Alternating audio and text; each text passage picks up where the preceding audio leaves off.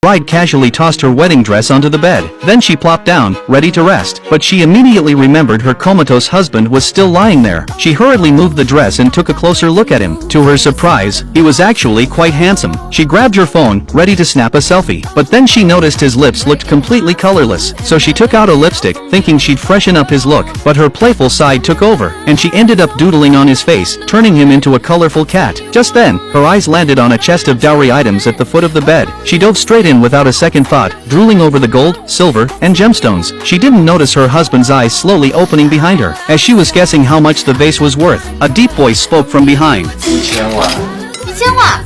这个丑子怎么可能是1000万？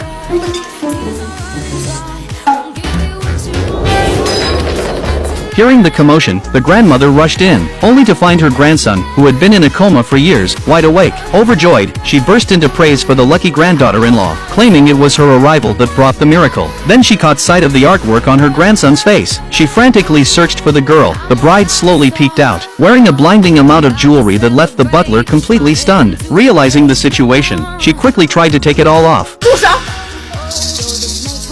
我的孙媳妇儿就应该这样珠光宝气的。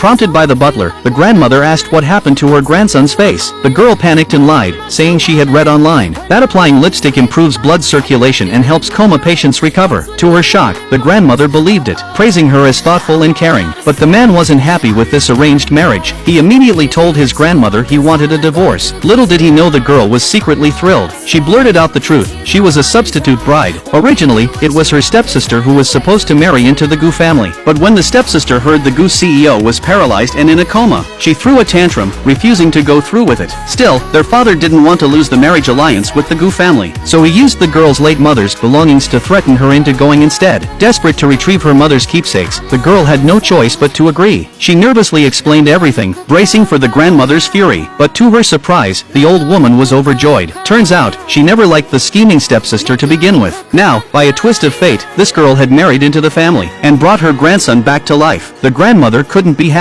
To her, this was a match made in heaven. But the CEO still rejected the marriage. Seeing that, the girl said she didn't want to be married either. So the moment he told her to leave, she didn't hesitate for a second, and walked right out the front door.